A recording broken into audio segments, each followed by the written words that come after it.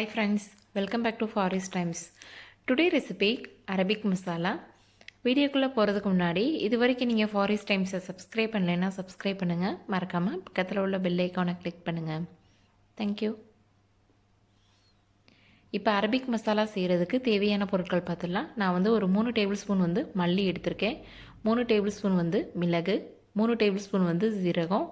மல்லி, மிளகு, சீரகம் இது வந்து ஈக்குவலாக எடுத்துக்கோங்க. ஒரு 6 துண்டு வந்து பட்டை எடுத்துக்கிட்டேன், ஒரு 6 பே லீஃப், அப்புறம் ட்ரை லெமன் வந்து ஒரு 3 எடுத்துக்கிட்டேன். ட்ரை லெமன் வந்து எல்லா சூப்பர் மார்க்கெட்லேயுமே கிடைக்கும்.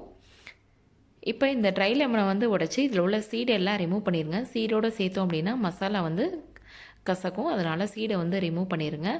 ஒரு 20 ஏலக்காய், 20 கிராம்பு, ஒரு கருப்பு ஏலக்காய் ஒன்று எடுத்துக்கிட்டேன், ஒரு ஜாதிப்பூ வந்து சின்னது எடுத்துக்கிட்டேன். ஜாதிப்பூ இல்லை அப்படின்னா நீங்கள் ஜாதிக்காய் கூட ஒரு பாதி ஜாதிக்காய் வந்து சேர்த்துக்கோங்க. இப்போ ஒரு பேனில் நம்ம வச்சுருக்க ஸ்பைசஸ் எல்லாத்தையும் லைட்டாக கொஞ்சம் ரோஸ்ட் பண்ணிக்கலாம். இந்த மசாலா வந்து செஞ்சு வச்சுக்கிட்டிங்க அப்படின்னா அரபிக் பிரியாணி செய்யும்போது நீங்கள் வந்து ஈஸியாக வந்து இந்த அரபிக் மசாலா வந்து சேர்த்துக்கலாம். ரொம்பவே டேஸ்ட்டாக டிஃப்ரெண்ட்டாக நல்லாயிருக்கும். கண்டிப்பாக நீங்கள் வந்து ட்ரை பண்ணி பாருங்கள். நான் டிஸ்கிரிப்ஷன் பாக்ஸில் லிங்க் கொடுக்குறேன். அரபிக் பிரியாணி எப்படி பண்ணணுன்றதை செக் பண்ணி பாருங்கள்.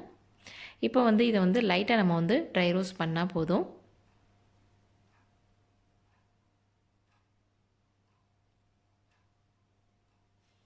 இப்போ இது எல்லாமே ட்ரை ரோஸ்ட் பண்ணியாச்சு. இப்போ இது ஆறின பிறகு ஒரு மிக்ஸி ஜாருக்கு மாற்றிடலாம்.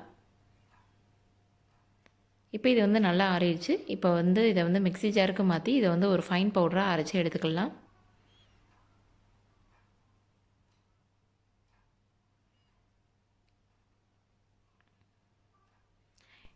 அரபிக் மசாலா இப்போ ரெடி ஆயிடுச்சு.